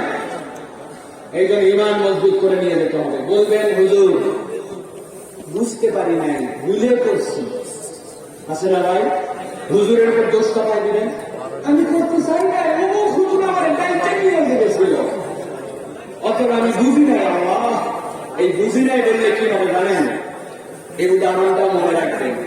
ইমানের ক্ষেত্রে বুঝি নেই, ইমানের ক্ষেত্রে অমুক একে নিয়ে গেছিল, এই সকল কোন উসুল কাজ করবে না, কোন উসুল কাজ করবে না। এক লোক আপনাদের জায়গায় কাশি, কঠিন কাশি, লোকজন বলছে এই পাড়া মহল্লার ডাক্তার দিয়ে তো ট্রিটমেন্ট হবে না। আপনারা কথা বলছেন কেন এখানে ভাই? সামনে আপনারা কথা বলতেছেন কেন? এই যে কি সমস্যা? ওয়াজ ভালো না লাগলে ক্যামেরা অফ করে চলে যান। কথা বলতে দেন, যে কয়েকজন শুনতেছে তাদের কথা শোনাতে হবে। একটা কথা বলবেন না, চুপ করে থাকবেন। ভালো লাগে ক্যামেরা বন্ধ করে, ক্যামেরা বন্ধ করে বসতে হবে। আমার এত প্রসাদ দেওয়া লাগবে না। জীবনে আজ পর্যন্ত আমার হোল লাইফে কোনদিন কোন ক্যামেরাম্যানকে বলি নাই আমার একটা ভিডিও করো ভাই। ফুল লাইফে 35 বছর জীবনে বলি নাই। এত প্রসাদ দেওয়া লাগবে না। আপনাদের যা কালেকশন করা হয়ে গেছে আপনাদের মাল ম্যাটেরিয়াল, আলহামদুলিল্লাহ। অনেক লোকের আলোচনা দিয়েছেন, এখন এই লোকগুলার একটু শুনতে দেন। মনে রাখবেন প্রিয় ভাইরা, আল্লাহর কাছে শিরক বুঝি নাই, না বুঝে করছি, ভুল করে করছি, এইটা আল্লাহর কাছে জ্ঞান আছে। আপনারাও শোনেন ভিডিও, অনেক কিছু লোক শোনেন। এখন ইমান ঠিক করেন আগে, ভিডিও করে যান, নাজাত পাওয়া যাবে না। ইমান মজবুত হলে না হলে আল্লাহ, আমি ইউটিউবার ছিলাম, ভিডিও আলা ছিলাম, হবে না। নিজের আমলে নিয়ে তো শোনেন, চুপ করেন, শোনেন। এক লোক কাশি হয়েছে, কাশি ভালো পায় না, আপনারা পাঠাইছে লক্ষ্মীপুরে, তাই ডাক্তার দেখায়। ডাক্তার দেখাইছে, ডাক্তার বলছে যে আপনার 21 দিন পরে কম পরীক্ষা করা লাগবে, বেশি বেকায় যাবে মনে হচ্ছে, তবে এখনই এত টেস্ট দিব না। 3টা ওষুধ দিলাম, এই 3টে ওষুধ দিলাম, তাই ভালো করে খাবেন, 21 দিন আগে খান, তারপর কি হয়। ওষুধ টষুধ নেওয়ার জন্য ডিসপেন্সারিতে গেছে, ডিসপেন্সারি বলছে এই যে ওষুধটা দিলাম, এটা সকালে খাবেন, এটা খাওয়ার আগে খাবেন, এটা পরে, এটা 2 সমস্ত ভাড়া। তুমি যেগুলো ওষুধের নাম আমাকে বললে, আমি টিপসই দেওয়া। কি দোল টিপসই? মানে আমার কোন শিক্ষা দীক্ষাই নাই, তুমি আমার ওষুধের নাম বলছো, আমি এগুলো কেমনে কি করবো? আগে বলবেন না, বুদ্ধি আছে দাদা। কাশি নিয়ে ঔষধের যে পাতার কোনা কাটে দিছে, দিয়ে বলছে যে এইটার কোনা কাটা থাকলো, এইটা কিন্তু খাওয়ার আগে খাবেন। আর এই যে বোতলের গায়ের মধ্যে 3 টান দিলাম, 1 টান 2 টান 3 টান, তার মানে 3 বেলা খাবেন, 1 চামচ করে খাবেন, বুঝছেন? বলে বাহ, সুন্দর সিস্টেম করে দিলে তো। এরকম করে কিনা ভাবে সুন্দর করে নিয়ে চলে আসছে বাড়িতে। রাত্রেবেলা কোনা কাটা গুলো আগে খাইছে, টান দেওয়ার সময় 3 চামচ খাইছে, খাইয়ে সকালবেলা উঠছে, আবার কাশি, কাশি করছে, কাশি। এখন ঔষধ খেয়ে জানালার উপরে সুন্দর করে রেখে দিছে। সকালে কাশতে ওনার একটা 8-10 বছরের মাসুম মেয়ে আছে, বাচ্চা, করে বলছে যে আমি তো আর পারলাম না বাবা, ওই জানালার উপরে ওষুধ গুলো রাখা, ওখান থেকে 3 চামচ আন। নিয়ে গেছে, যাইয়া দেখে বোতল বলছে 3 চামচ 3 খান থেকে, বোতল তো দেখি 4টা। উনার ছেলে মাঠে গেছিল, মাঠে লাগাইছে সিম, ফুলকপি, বাঁধাকপি, ওইগুলাতে পোকা লাগে, ওইগুলো সকালবেলা বিষ স্প্রে করছে, করে ইন্ডিল একটুখানি বাঁচছে, ওইটা নিয়ে আসে ওষুধের পাশে ওখানে রাখছে। নিয়ে তো আর ইন্ডিলও জানে না, কিছু জানে না। আল্লাহ রহমতে সবগুলা থেকে 1 কাপ করে দিয়া আব্বারও দিছে। আব্বা তো কাশতে অস্থির, নো দেখা দেখি দিতে ঠক করে মানে। এখন বুঝে থাকলে বলেন, যদি এই ঠক করে খেয়ে ফেলে, তাহলে ওই ইন্ডিল যদি পেটের মধ্যে যায়, ওই ইনসেকটিসাইড যদি পেটের মধ্যে যায়, ওই বিষ কি তার ক্ষতি করবে না করবে না? আশ্চর্য লোক তো আপনারা। এই লোক মূর্খ, টিপসই দেওয়ালো, পড়ালেখা জানে না, মাসুম বাচ্চা ওষুধ দিছে, নিয়ত ভালো ছিল, তারপরে ইন্ডিল কাজ করছে, মাথা ঠিক আছে আপনি কাজ করবে? যদি বলে আমার মাসুম বাচ্চা বুঝে নেন, কাজ করবে?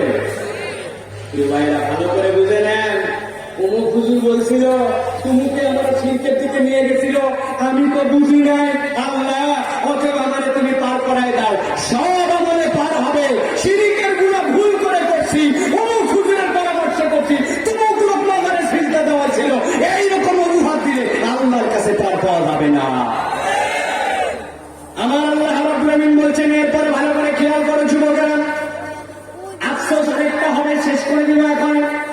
আমার রাব্বুল আমিন বলছেন, একটা আফসোস আল্লাহর কাছে করবে, আর বলতে শুরু করবে,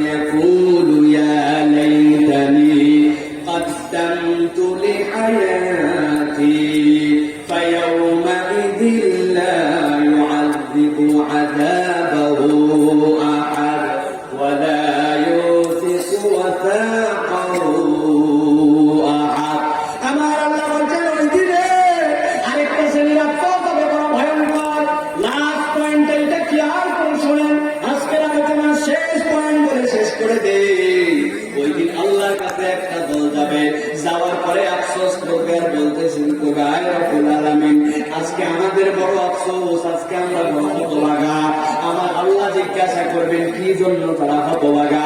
তারা বলতে শুরু করবে ইয়াকুলু ইয়া লাইতানি কদ্দামতু লিহায়াতি।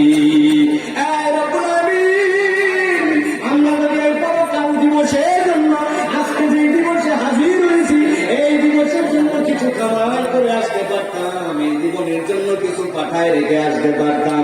আজকে এখানে আসার পরে দেখি আমাদের হাতে আজকে এই পরকাল দিবসে চলার মতো কোনো টাকা পয়সা নাই। বলেন তো পরকাল দিবসে চলার জন্য টাকা পয়সা লাগবে কিনা? লাগবে। দুনিয়ার দিকে বাংলাদেশে চলতে হলে টাকা লাগে, কিন্তু সৌদি আরবে গেলে এই টাকা আর চলে না। সৌদি আরবে কি লাগে? আমেরিকায় কি লাগে? অস্ট্রেলিয়ায় কি লাগে? ইউরো লাগে। যদি আপনি যুক্তরাষ্ট্রে যান পাউন্ড লাগে। পরকালে চলার জন্য আপনার জন্য একটা কারেন্সি লাগবে। ওই কারেন্সির নাম হচ্ছে সাওয়াব। কি নাম? আমার আল্লাহ বলছেন ওই দিন যাওয়ার পরে তারা বলতে শুরু করবে ইয়াকুলু ইয়া লাইতানি কদ্দামতু লিহায়াতি। আমাদের আল্লাহ আজকাল পরকাল দিবসে আসার পরে আমার আমলনামা যখন দিছো, আমি তো আমার কোনো সওয়াব দেখতে পাই না। ও মুসলমান, ভালো করে পয়েন্টটা বুঝেন। যখন কোন একটা বান্দা একবার আল্লাহর কাছে যাওয়ার পরে এই আফসোস করবে, আল্লাহ যদি কয়ে পরকালে যাওয়ার পরে আমি যদি কিছু ব্যালেন্স থাকতো, আমার কিছু সওয়াব থাকতো, আমার আল্লাহ বলছেন আমি যত শ্রেণীর বান্দাকে অপছন্দ করি, তার মধ্যে সবচেয়ে ভয়ঙ্কর অপছন্দ এই শ্রেণীর বান্দাকে আমি করি, যারা দুনিয়ায় অজস্র সময় পাওয়ার পরেও দুনিয়ায় সব করছিল, কিন্তু পরকালের জন্য কারেন্সি পাঠায় আসতে পারে নাই। আমার কাছে কথা বলা মাত্র আমি আল্লাহ তাদের জন্য পানিশমেন্টের ব্যবস্থা করব।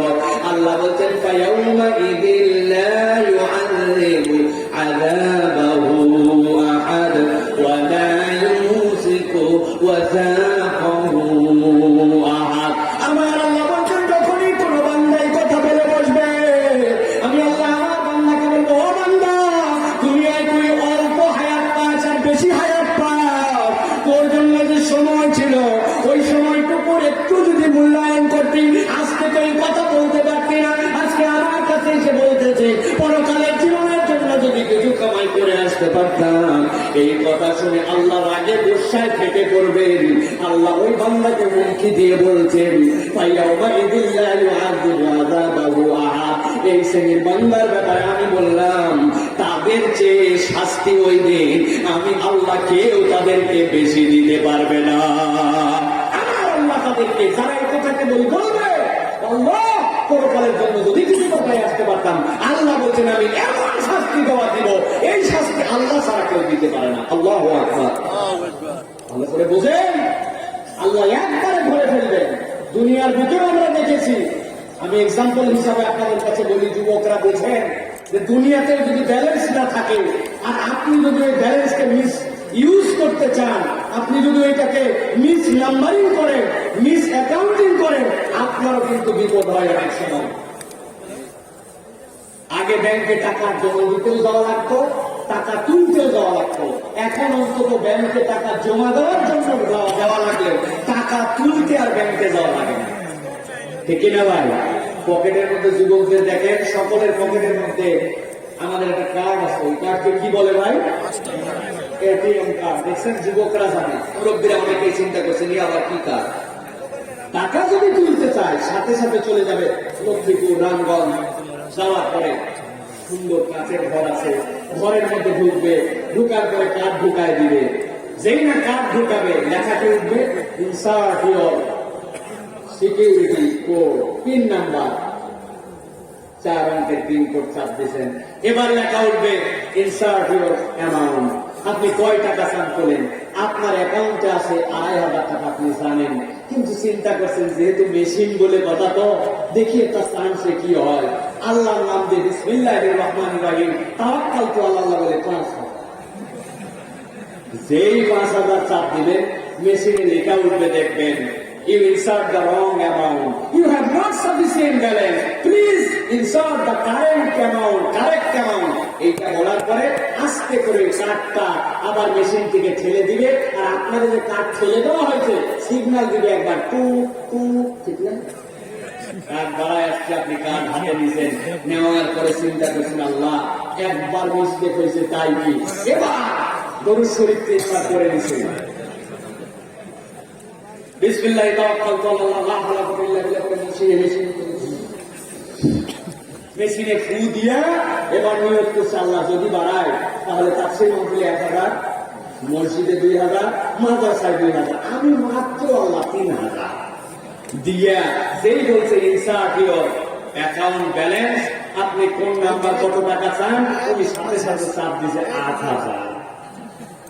আগের বার ছেলে আপনার কার্ড বেরিয়ে আসছিল, কিন্তু এইবার যখন পর দুইবার মিস্টেক করবেন মেশিন তখন যেভাবে সফটওয়্যার প্ল্যানিং করা আছে বুঝবে এই কার্ড হোল্ডার মনে হয় এই লোক না, ও ধান্দাবাজি করে 2-3বার ভুল করে তোলার চেষ্টা করতেছে। অতএব মেশিনে লেখা উঠবে আপনার কার্ডটা মেশিন খেয়ে ফেলেছে, আপনি ব্রাঞ্চের সাথে যোগাযোগ করেন, ঠিক না? আমার আল্লাহ রাব্বুল আলামিন বলছেন ভালো করে খেয়াল করেন, ইয়াকুলু ইয়া লাইতানি কদ্দামতু লিহায়াতি ফায়াউমাইযিন লা ইউআযিবু আযাবাহু আহাদ ওয়া লা ইউযিকু ওয়াসাকাহু আহাদ। আমার আল্লাহ বলছেন এক শ্রেণীর মানুষ যারা ওই দিন আমার কাছে আসার পরে বলবে দুনিয়ায় তাদের ঘোরাফেরা করার কোনো অবসরের কোনো শেষ ছিল না, যতটুকু ঘুমানো লাগবে এর থেকে বেশি ঘুমাইতো, যা বলা লাগবে তার থেকে বেশি সংসারী ছিল, দুনিয়ার যুগে অজস্র সময় পার করেছে, কিন্তু সে পরকালের জন্য কারেন্সি পাঠায় আসতে সময় পায় নাই। আল্লাহর কাছে বলতে দেরি, আল্লাহ হুমকি দিয়ে বলছেন ফায়াউমাইযিন লা ইউআযিবু আযাবাহু আহাদ। আমি আল্লাহ ওই বান্দাদের জন্য জানাই দিলাম আমি আল্লাহর থেকে বেশি কিন্তু ওই দিন কেউ শাস্তি দিতে পারবে না। দুনিয়ার শাস্তির সাথে আল্লাহ শাস্তিকে মিলাই ফেলেন না। আমি সব জায়গায় এক্সাম্পল দিয়ে এটা আমাদের অনেকের কনসেপ্ট, দুনিয়ার আগুন আল্লাহর আগুন সমান, দুনিয়ার দ্বারা আল্লাহর দ্বারা বোধহয় সমান, আল্লাহ কষ্ট দিবেন দুনিয়ায় বোধহয় কষ্ট পাবো, এটা বোধহয় আমরা ইউজড টু হয়ে যাব। এই কারণে আমাদের মধ্যে হয়েছে না ভাই, দুনিয়ার কতগুলা শাস্তির প্যাটার্ন দেখলে আমরা বুঝতে পারি দুনিয়ায় সব শাস্তি এক ধরনের নয়, ডিউরেশন দিয়ে সব শাস্তি জানো যায় না। আপনি এলাকায় একটা বদমাইশি করছে একটা ছেলে, এলাকায় সামাজিক ভাবে চেয়ারম্যান সবাই মিলে বিচার করে তাই বলছে পরে যদি জেলে দেওয়া হয় তাহলে সাজা হবে, যে জরিমানা কোর্ট কাছারি ব্যবস্থা খারাপ, আপনার ছেলের বিচার সামাজিক ভাবে ছেলেও রাজি বলছে শোনো 10টা জুতার বাড়ি হয়ে গেলে 10টা জুতার বাড়ি বাংকালে, আর সকাল 10টা থেকে দুপুর 1টা পর্যন্ত কনকনা শীতের মধ্যে খালি লুঙ্গি পরে খালি গায়ে 3 ঘন্টা পানিতে ডুবায় রাখতে হবে, গলা পানিতে ডুবায় যে অপরাধ করছে ধরা খাইলে জেলে গেলে বড় বিপদ হবে, অতএব গলা পানি পর্যন্ত দূরে থাকতে হবে, কোনো উপায় নাই। এখন আপনাদের কাছে জিজ্ঞাসা করি, এই যে শীত চলতেছে সকালবেলা সূর্য ওঠে না 12টা পর্যন্ত, 10টা থেকে 1টা পর্যন্ত যদি গলা পানিতে ডুবায় রাখে বলেন তো আর কাঁপাকাঁপি উঠবে কিনা, ঠান্ডা লাগবে কিনা? বন্ধু বান্ধব আছে ওর সাথে যেগুলা ওরা চিন্তা করছে আহারে আমাদের দোস্তর কি বোধহয় হয়ে যায়, কত বড়ই না অসুখ বাধায় ফেলে, পরে কেমনে বাঁচানো যায়, নানান জায়গায় দৌড়াদৌড়ি করে বন্ধুর কাছে এসে বলছে দোস্ত আমরা ঘোরাঘুরি করে করে তোর জন্য একটা ব্যবস্থা করে আনছি, 3 ঘন্টা না মাত্র 15 মিনিট। কয় মিনিট? খুশি দোস্ত, এই না বন্ধু 3 ঘন্টার বদলে 15 মিনিটের কোনো ব্যাপারই না, আমি রেডি।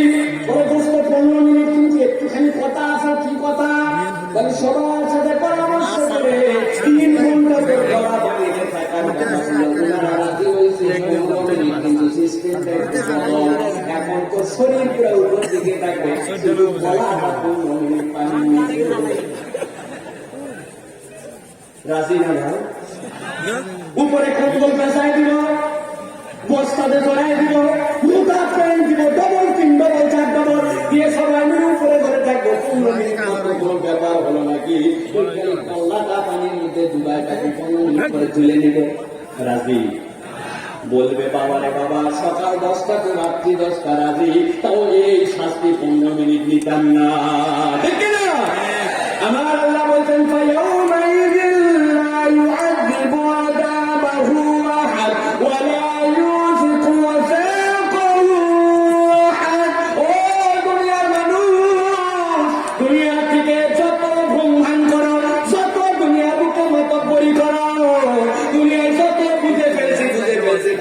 চলো পরকালে যখন আমার কাছে আসবে, ইয়াউমা লা ইয়ানফা'ু মালুন ওয়ালা বানুন ইল্লা মান আতাল্লাহা বিকলবিন সালিম। কতদিন ক্ষমতায় ছিলি, কিরকম তোর দাপট ছিল, দুনিয়ায় কিরকম মর্যাদাশীল বাড়িতে থাকবি, তোর বাচ্চা কাচ্চা কয়জন, দুনিয়ায় সামাজিক স্ট্যাটাস, ফেসবুকের ফ্যান ফলোয়ার একটাও তোমার কাছে দিবে না। ওই দিন তুমি যদি ঈমান নিয়ে আর পরকালের কামাই করে না আসো, আমি আল্লাহ বললাম তোমার এমন বাধা বাঁধব, তোমার এমন শাস্তি দেওয়া দিব, এইটা তোমার মাথার মধ্যে তুলাবে না। অতএব দুনিয়ার থেকে পরকালের জন্য আমাদের কাজ করে যাওয়ার দরকার আছে কিনা? আছে? আমি 2টা কাজের কথা আপনাদের কাছে বলবো, সর্বোচ্চ 2 মিনিট লাগবে প্রিয় ভাইরা, শেষ করে দিব আপনাদের জন্য। দেখেন, 2টা আমলে আমরা আল্লাহর কাছে সবচেয়ে বেশি ধরা খাবো।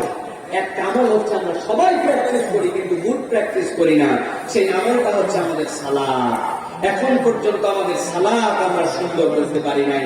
এমনও মুরব্বী আছেন, আমি একদিন জিজ্ঞাসা করছি, বাবা সুবহানা রাব্বিয়াল আ'লা এটার মানে কি বলেন তো? বলে এটা নামাজের কোন জায়গায় পড়ো? আমার জিজ্ঞাসা করছে, এটা মানে বলবো নামাজের কোন জায়গায় পড়ে? আমি বললাম কেন? নামাজের সিজদায় পড়ে। উনি বলল, এরে বাবা, এই দোয়াতে আগে শুনি না, আমরা তো জানি নামাজের সিজদার দোয়া হচ্ছে সুবহানাল্লাহ সুবহানাল্লাহ সুবহানাল্লাহ। এটা যে সুবহানা রাব্বিয়াল আ'লা, এটা কি জানতাম না। আছে না ভাই? সব আছেন। বলি বাবা রে বাবা, এত জোরে জোরে নামাজ পড়ে আমাদের অনেকে আছেন, এই নামাজ যেই নামাজ আমরা পড়েই যাচ্ছি, প্রত্যেকেই প্র্যাকটিস করছি। একটু যদি 1 মিনিট বাড়াই দিতাম, এর সাথে অ্যাড করতাম, ওই রুকুর থেকে ওঠার পরে টপ করে না যায় যদি 4-5 সেকেন্ড একটু ওয়েট করতাম, ওই সিজদায় যদি 2-3 সেকেন্ড একটু বাড়াই দিতাম, ওই সিজদার থেকে উঠে বসার পরে যদি একটুখানি 2-3 সেকেন্ড একটু অপেক্ষা করতাম, আমার নামাজটা সুন্দর হয়ে যেত। এর অর্থগুলো দেখতে জেনে বুঝে আদায় করতাম, আমার নামাজটা বিউটিফুল হয়ে যেত। কিন্তু আমাদের হাতে সময় নেই, ঠিক না ভাই? কত দরবারে দৌড়ালেন, কত আমাদের কাছে বলে আমাদের মধ্যে গুনাহগার, এদের কাছে বলে হুজুর দোয়া করেন, হুজুর দোয়া করেন। ভাই রে, আমি বলি আল্লাহর কাছ থেকে কিছু কিছু জিনিস আদায় করে নিয়ে আসেন। কি লাগবে আপনার? আল্লাহ আমার জমির সার পাচ্ছি না, কি লাগবে? আল্লাহ আমার ছেলেটা কথা শুনতেছে না, কি লাগবে? আল্লাহ আমার আরেকটা জমি হলে ভালো হয়। আল্লাহ কি লাগবে? আমার যেন আরো 100, 200, 500 সাবস্ক্রাইবার বাড়ে। আল্লাহ কি লাগবে? আমি যে দিনের দাওয়াত দিচ্ছি, আল্লাহ এটার জন্য আমার জন্য একটু আল্লাহ ভিউয়ার যেন বৃদ্ধি পায়। আমার এইটা যেই আমি যে এইগুলো আল্লাহ রাব্বুল আলামিন এখানে ট্যাগ করে দিচ্ছি, এই ট্যাগগুলো যেন পৃথিবীর বিভিন্ন জায়গায় ছড়ায় যায়। লাগবে তো এইগুলা না আমাদের? কোথার থেকে আদায় করবেন? যান একদিন, যাই আল্লাহর কাছ থেকে নিয়ে চলে আসেন। আমি ঠিকানা দিয়ে দিচ্ছি আপনাদের কাছে, যাবেন আপনারা? রাজি আছেন আপনারা? যা যাবেন তাই পাবেন আল্লাহর কাছ থেকে। ঠিকানা হচ্ছে ফরজ নামাজের বাইরে নফল এবং সুন্নত এবং তাহাজ্জুদে সিজদায় যখন চলে যাবেন, যাওয়ার পরে সেই মানুষটাকে আল্লাহ রাব্বুল আলামিন একমাত্র 2 পায়ে বাড়ালেন, যে 2 পায়ে হাঁটতে পারে, সবচেয়ে মাথা উঁচু করতে পারে, আল্লাহু আকবার বলে মাথা উঁচু করেছিল, সেই মানুষটা কোমর হালায়া তাবৎ পৃথিবীর সকল অ্যানিমেল, সকল যেই সকল প্রাণীগুলা রুকু অবস্থা আছে তার মতো হয়েছে, তখন বলেছে সুবহান রাব্বিয়াল আযীম, মহান রবের প্রশংসা করছি। হয় নাই, উঠে দাঁড়ায় বলছে সামি আল্লাহু লিমান হামিদা। আল্লাহ বলছেন, বান্দা তুই যা বলছিস আমি শুনেছি, আল্লাহ আমি খুশি, রাব্বানা লাকাল হামদ। এখন সেই বান্দা একমাত্র দাঁড়াতে পারে, সেই বান্দা পশুর হালতে ছিল, এখন সেই বান্দার কপালটা মাটির সাথে লাগাই দিছে, দিয়ে আল্লাহকে বলতেছে সুবহান রাব্বিয়াল আ'লা। আমি তখন সবচেয়ে নিচে, আমার রব সবচেয়ে উপরে। এবার আপনি 3 বার, 5 বার, 10 বার, 99 বার সুবহান রাব্বিয়াল আ'লা বলে আল্লাহকে বলতে শুরু করেন। আল্লাহ আমার এই লাগবে, আল্লাহ আমার ছেলে শুনে না, আল্লাহ আমার চাকরি লাগবে, আল্লাহ আমার দয়া ভিক্ষা লাগবে, আল্লাহ আমার জন্য পরিবারের জন্য এই জিনিস লাগবে, গাড়ি লাগবে, বাড়ি লাগবে, পরকালে আল্লাহ জাহান্নাম থেকে মুক্তি লাগবে, আল্লাহ আমার রব্বুল আলামিন আমার ছেলের জন্য একটা ভালো বউ লাগবে, আল্লাহ আমার মেয়ের জন্য একটা ভালো জামাই লাগবে, আল্লাহ আমার দোকানের বরকত লাগবে, আমার তাফসীর মাহফিল সফল হওয়া লাগবে, আল্লাহ আমাদের কারেন্টের বিল দিতে পারছি না, দেওয়ার ব্যবস্থা করে দাও, আমার চাকরি লাগবে, প্রমোশন লাগবে, যা লাগবে সিজদার থেকে আদায় করে নিয়ে আসেন। যান সিজদায় যান। কোথায় সিজদায় যাবে?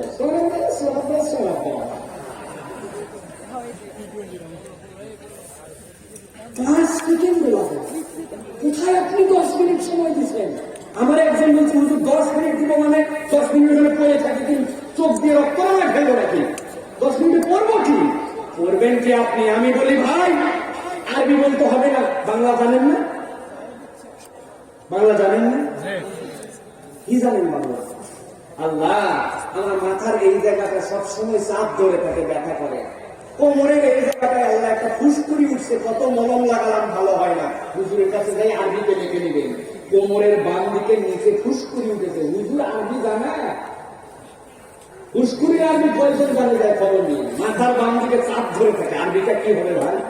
এই যে আমাদের ভাই আছে, ভাইয়ের কাছে শুনে, উনি তো আরবে শিখে আসছে, উনারা পারলে পারতে পারে, আমাদের দম খেয়ে। তাহলে আল্লাহর কাছে ফুসকুড়ি ভালো হওয়ার আবেদনও করবেন না, মাথা চাপ ধরা ব্যথার আবেদনও করবেন না। করবেন বাংলায় করেন, বাংলায় করেন, সিজদায় পড়ে থাকেন। কি লাগবে আল্লাহর কাছ থেকে আদায় করে নিয়ে আসেন। আল্লাহর কাছে আপনি 1 দিন 2 দিন 4 দিন 5 দিন 10 দিন বলেন, আমার আল্লাহ দিবেই দিবে আপনাকে ইনশাআল্লাহ। আমরা চাইতে পারি না, দিবে কেমনে আল্লাহ? চাইতে পারি না, দিবে কেমনে আল্লাহ?